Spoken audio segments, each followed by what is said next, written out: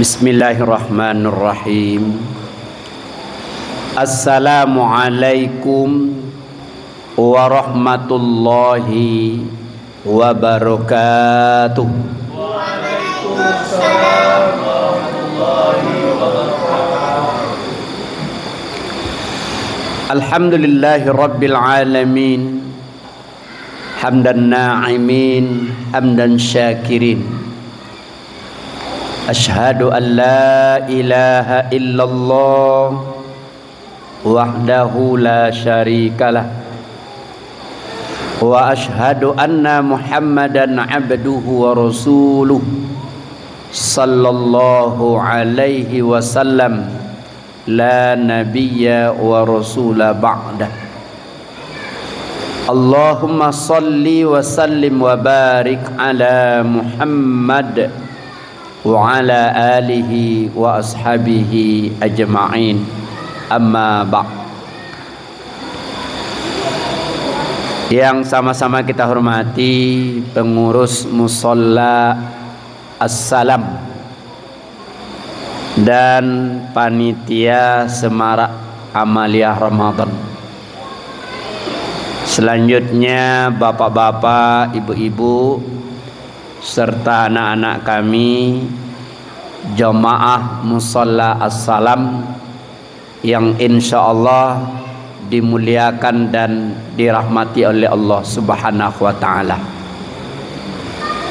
Alhamdulillah, kembali kita mengucapkan kalimat syukur atas limpahan rahmat dan karunia Allah yang tak terhingga kepada kita.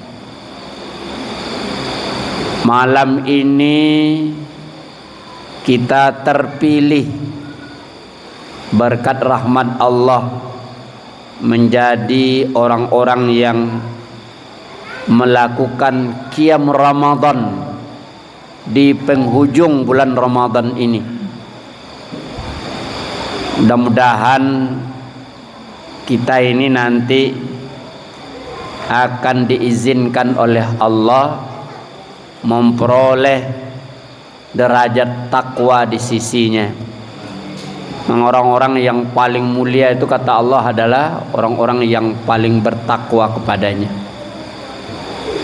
Kemudian kita berselawat untuk Nabi kita Nabi Muhammad sallallahu alaihi wasallam.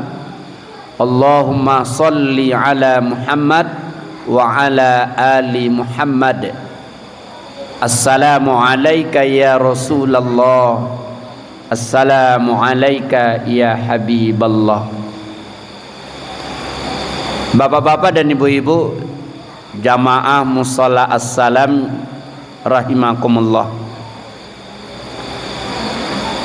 Pengurus musholla kita memilihkan judul pembahasan kita malam hari ini adalah kiat-kiat agar anak rajin sholat.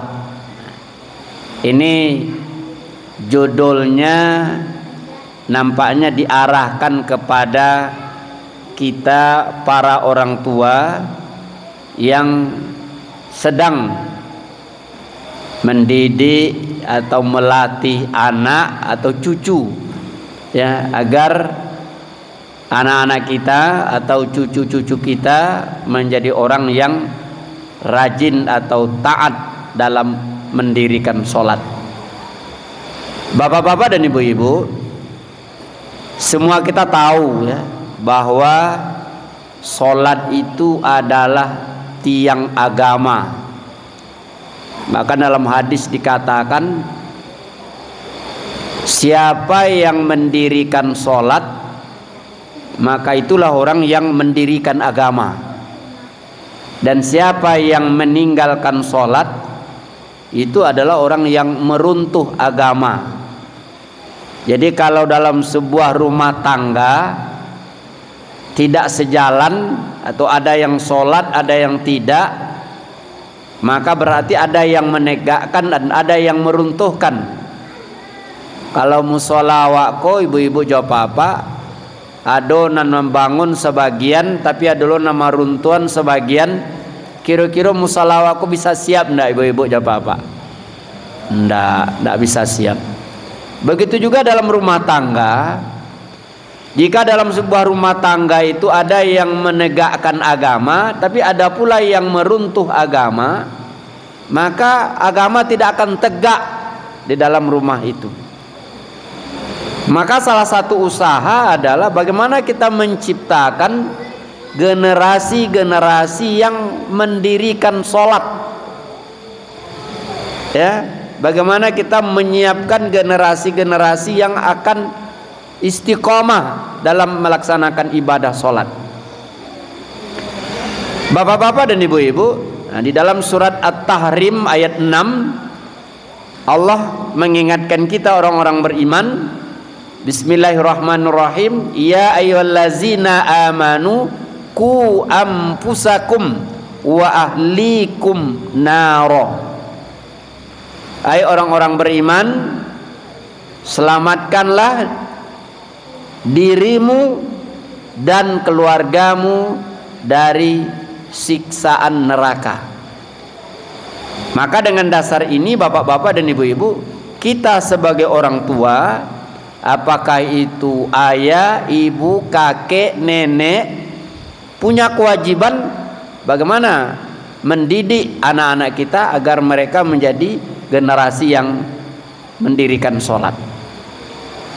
Bapak-bapak dan ibu-ibu, ada beberapa kiat atau usaha yang kita lakukan agar generasi kita, apakah itu anak kita atau cucu kita, rajin dan taat dalam melaksanakan sholat. Yang pertama adalah membiasakan anak untuk tetap melaksanakan ibadah sholat. Ibu-ibu jawab apa? Dalam hidup awakku sesuai jo pepatah orang tua-tua kita dulu, ya. Ketek tanjo anjo gadang tabau-bau la tua taruba tidak ampe mati jadi perangai. Artinya kebiasaan yang kita lakukan saja ketek, ibu-ibu jawab apa? Gadang pengaruhnya dalam kehidupan awak. Maka oleh sebab itu biasakanlah dalam hidup ini sejak dari kecil generasi kita ini melakukan hal-hal baik, terutama dalam melaksanakan ibadah sholat. Jadi kita biasakan anak-anak kita untuk ya selalu istiqomah, tetap dalam melaksanakan ibadah sholat. Maka ibu-ibu jawab apa? Kok dapet bantu nalah kita lakukan kok iko kita pertahankan.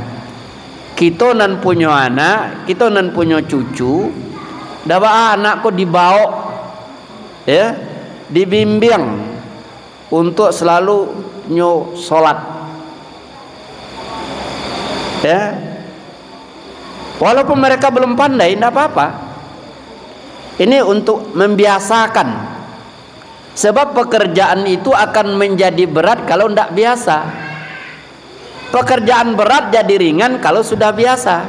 Bahkan pekerjaan yang tidak layak dilakukan, Bapak Ibu, maaf, itu bisa saja dilakukan kalau sudah biasa. Tapi pekerjaan yang sepatutnya menjadi berat kalau tidak biasa. Maka ketika sholat sudah kita biasakan sejak dari kecil, maka insya Allah sholat akan menjadi sesuatu yang ringan bagi anak-anak kita. Jadi yang pertama kiatnya biasakan. Kemudian yang kedua, contohkan. Ini faktor yang penting juga dalam mendidik ini, Bu, adalah faktor contoh. Jadi kalau Nabi mengatakan dalam hadisnya, suruh anak-anakmu sholat kalau dia sudah berumur 7 tahun. Dan menyuruh di sini tidak hanya dengan perintah, tapi dengan mencontohkan. Kami pernah membaca sebuah surat. Dia sebenarnya tidak surat, sudah dibuat dalam bentuk kitab kecil, Pak. Saya mendapatkan kitab itu 2018 ketika saya keliling-keliling di Masjidil Haram cari-cari buku, cari kitab. ketemu kitab kecil ya dalam bahasa Arab. Ya, saya coba menerjemahkan. Memang judulnya itu adalah surat untuk para pendidik. Ya, surat untuk para pendidik. Tapi surat itu tidak ditujukan hanya kepada sang guru, karena memang pada hakikatnya bapak-bapak dan ibu-ibu, yang pendidik itu bukan guru saja. Bahkan ahli pendidikan sepakat bahwa pendidik utama dan pertama itu adalah orang tua. Ada di dalam kitab itu ya, terdapat kalimat yang sangat menarik. Mungkin ibu-ibu dan bapak-bapak nanti ini bisa dijadikan sebagai catatan kecil. Apa katanya dalam bahasa Indonesia telah saya terjemahkan ya. Ketahuilah olehmu wahai para pendidik, bahwa yang baik di mata anak didikmu atau di mata anak-anakmu bukanlah apa-apa yang kamu suruh-suruh dia melakukannya, tetapi adalah apa yang selalu kamu lakukan. Sedangkan yang buruk di mata mereka bukanlah apa-apa yang kamu larang mereka untuk mengerjakannya, tetapi adalah apa-apa yang tidak pernah kamu kerjakan. Ini menarik Bapak Ibu ya. Jadi yang akan dianggap baik atau bagus di mata anak kita atau di mata anak didik kita, murid kita, bukan apa yang kita suruh ya, tapi adalah apa yang selalu kita kerjakan. Artinya apa di situ? Perlu contoh. Tidak akan ada arti sebuah perintah ketika kita yang memerintahkan tidak mencontohkan. Begitu juga tidak akan ada arti sebuah larangan ya ketika kita masih mengerjakan. Ini yang masalah besar hari ini, ibu. Ambo jadi guru ya sejak tahun 93. Kalau jadi guru ngaji Pak sejak tahun 87. Nah, saya tadi cerita sama Ustadz, ini daerah ini dulu ke tahun-tahun 90-an ini rawan banjir, tidak banyak orang yang berani masuk ke sini ya, karena sungai ini sering meluap, ditambah lagi di belakang tambah sungai-sungai kecil. Persoalan yang selalu ada kita temukan adalah orang tua kurang mampu jadi contoh. Bahkan tidak hanya orang tua, guru pun kadang-kadang juga tidak mampu jadi contoh, hanya nyuruh-nyuruh atau melarang-larang. Padahal dalam kata-kata tadi jelas dikatakan bahwa yang baik itu bukan yang disuruh. Di mata mereka yang baik itu adalah apa yang kita kerjakan. Maka ketika seorang orang tua rutin dan mencontohkan sholat, barangkali bapak ibu tidak perlu menyuruh, cukup mengingatkan. Tetapi ketika kita tidak melaksanakannya, kita menyuruh, tak akan ada gunanya. Nah ini yang susahnya bapak-bapak dan ibu. Kadang-kadang ada yang nyuruh tapi ada yang tidak ngerjakan. Maka dalam sebuah rumah tangga kalau seperti tadi, ayah nyuruh, ibu tidak ngerjakan, maka anak justru bukan akan mematuhi tapi bingung. Apalagi kalau bapak yang nyuruh juga tidak mengerjakan ya. Didikan subuh wajib sholat subuh di masjid, lalu datang orang tua mengantarkan anak untuk ikut didikan subuh, sholat subuh berjamaah ya, tapi hanya sampai di depan pagar musola atau pagar masjid, kemudian pulang lagi dan tidak tampak tanda-tanda bahwa dia akan melaksanakan sholat subuh. Saya khawatir itu hanya sebuah seremoni yang berjalan sebentar, nanti tidak akan ada gunanya. Maka artinya apa? Harus ada contoh ya, harus ada contoh. Dari siapa? Pertama dari orang tua. Nah, kalau guru-gurunya hanya sekedar menyambung tangan orang tua, maka kalau orang tua tidak mampu mencontohkan, sehebat apapun dia menyuruh, maka perintah tidak akan ada nilainya di sisi anak. Begitu juga dalam masalah melarang, ya. Bahkan ada anak yang disuruh oleh orang tuanya beli rokok, kamu jangan merokok ya, ya. Tapi anak disuruh beli rokok dan orang tua merokok di depan anak. Yakinlah Bapak Ibu, larangan itu hanya akan bertahan sebentar. Begitu juga dalam sholat, ketika orang tua mampu jadi contoh, keluarga mampu jadi contoh terhadap generasi atau anak-anak, maka insya Allah dia akan menjadi sesuatu yang kuat di dalam rumah tangga itu.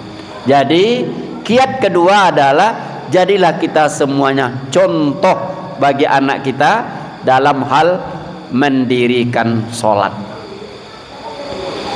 Kemudian yang ketiga apalagi? Memberikan reward dan punishment. Ini bahasanya mungkin agak sedikit modern, tapi kalau dalam bahasa kitanya memberikan hadiah atau pujian serta memberikan teguran atau hukuman. Di hadiah dan hukuman. Artinya apa? Ketika anak kita sudah rajin sholat, jangan menjadi orang yang berat untuk memuji. Kalau perlu beri hadiah. Dan ketika dia melalaikan sholatnya, jangan segan untuk memberikan teguran bahkan hukuman. Bahwa kalau kita lihat hadis tadi, kalau anak sudah berumur 10 tahun tidak mau juga sholat, boleh dihukum. Walaupun hari ini kadang-kadang kalau kita tidak hati-hati menghukum anak bisa kena HAM kan ya. Tapi ketika anak tidak sholat, HAM tidak ada bicara. Tapi ketika anak tidak sholat kita hukum, HAM bicara. Ketika anak kita tidak menjadi anak yang patuh, HAM tidak bicara Pak. Nah ini tantangan untuk kita. Bagaimana kita menafsirkan hadis ini sesuai dengan konteks saat ini sehingga kita juga tidak berbenturan dengan HAM. Dalam hadis itu kan 4.000 pukul. Mungkin kata-kata pukul di sini kita terjemahkan dalam bentuk hukuman lain. Kalau dulu tidak ada masalah deh Pak. Awak diantan de orang tua awak pergi mengaji dulu langsung dibawanya palacuy. Nah Pak, nyosaran aku guru anak ambo aja. Nah kalau nyondak namo dia aja kok palacuy, lacuy. Sehingga waktu itu awak yo batu-batu takut ke guru. Ya, guru hanya duduk saja melihat, kita tidak berani. Hari ini sudah bersorak-sorak, bahkan kadang lama makiak-makiak guruku, anak-anakku bagian cak jo batu. Guru tidak diberi kebebasan. Ini bapak-bapak dan ibu, ini salah satu rahasia yang harus kita buka hari ini. Keramai guru hilang Pak. Ya, keramai guru hilang. Kenapa? Karena guru sekarang tidak lagi dikaromahkan, tidak lagi dikeramaikan. Guru bisa dipengadilankan, guru bisa dibentak oleh orang tua. Kare-kare lagi ni majana tiba orang tua ambo nak tu melacui ustaz lo kan melacui. Tapi ketika anaknya ndak salat, ketika anaknya ndak elok, bacari anaknya kecil orang tua, ikut dan diajaran guru yang di surau. Ya, ikut dan diajaran dia guru mengajian, baca cari. Tapi ketika dia mamanya berhasil, guru tidak pernah disebut Pak. Caliklah kalau anak non tadi anak sia tadi hebat. Nah ada pasti udah sana nanti orang tua anaknya pandai mengaji. Tidak disabi murid sianu mah ada. Nah ibu-ibu dan bapak-bapak di sini ya harus ada reward. Berikan hadiah, berikan pujian ketika anak sudah konsisten istiqomah dengan sholatnya. Ya bapak-bapak dan ibu-ibu, jangan berat untuk memberikan hadiah. Ya, rutin sholatnya 5 kali sehari semalam. Ini untuk kamu. Ya.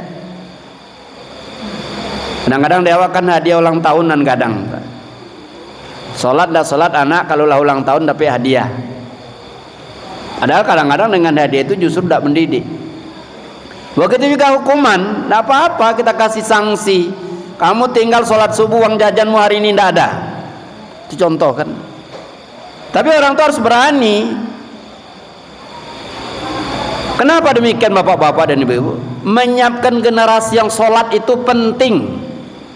Karena tidak ada nanti artinya ketika bapak-bapak dan ibu-ibu meninggalkan generasi yang tarkus sholat.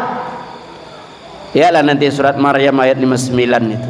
Fa khalafa min ba'dihim khalfun adaa'us shalah wattaba'us syahawat fasawfa yalqauna ghayya. Akan datang suatu generasi yang melalaikan salat dan memperturutkan hawa nafsu, maka hancurlah. Hari ini tantangan bapak-bapak dan ibu-ibu. Ya. Saya walaupun belum sempat langsung turun ke sini melihat kegiatan pendidikan TPQ, tapi saya sudah banyak dapat cerita. Ya. Pertama dari Pak Haji Afrizal, selalu sering kontak-kontak. Ambo membuat musola baru situ Ustaz, membuat TPQ baru. Nah, kemudian juga dalam akreditasi kemarin ada juga yang bertanya kepada saya, kok TPQ Musola As-Salam belum punya gedung sendiri, belum punya fasilitas lengkap bisa dapat A Ustaz katanya. Ada yang tanya, saya bilang lihat aja lah ke sana, mungkin administrasinya, kegiatannya, prosesnya, dokumennya lengkap. Maka saya tadi siang belok-belok sini, saya lihat merek TPQ-nya sampai keluar sana ada. 200 meter lagi TPQ As-Salam, 100 meter lagi TPQ As-Salam. Saya tidak lihat itu di tempat lain. Saya masuk ke sini rupanya banyak dokumentasi.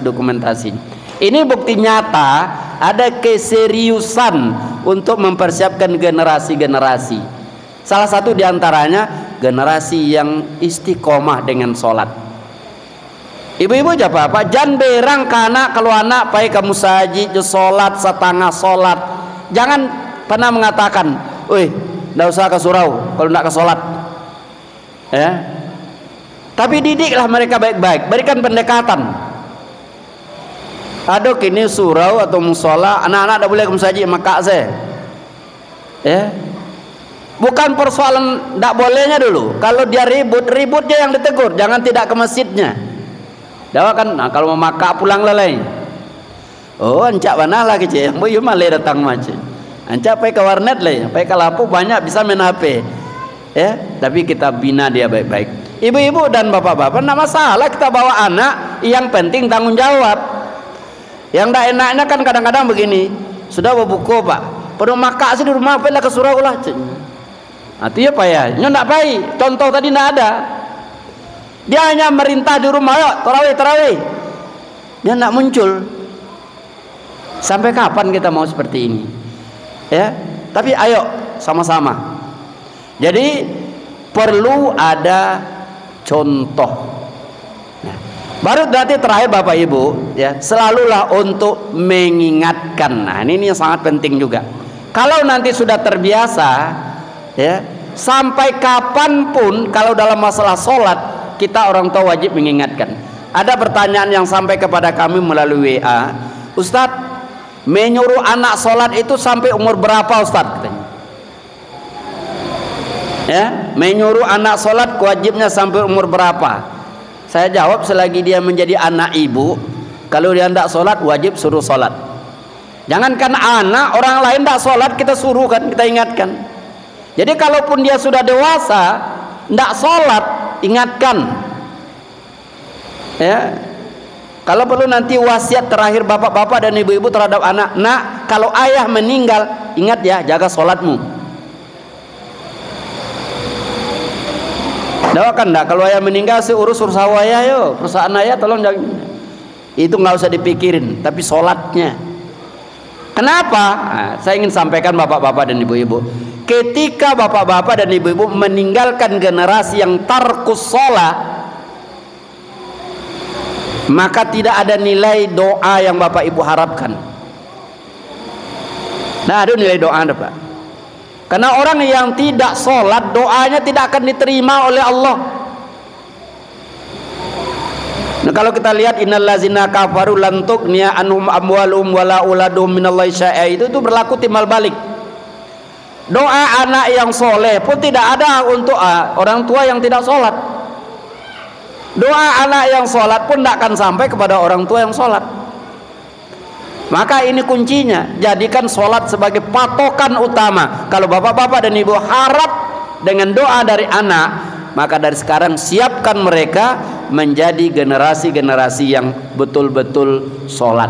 Makanya Nabi Ibrahim itu salah satu doanya, ya Allah, jadikan keturunanku, anak-anak cucuku muqimus shalah, orang yang mendirikan sholat.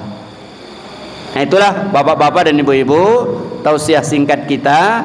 Ini mungkin tidak ya sifatnya menggurui, tapi mari kita untuk berbagi, mari kita untuk saling mengingatkan.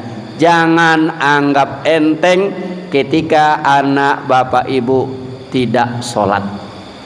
Berusahalah ya, karena itu adalah hal yang sangat-sangat penting yang harus kita siapkan. Terima kasih, banyak maaf.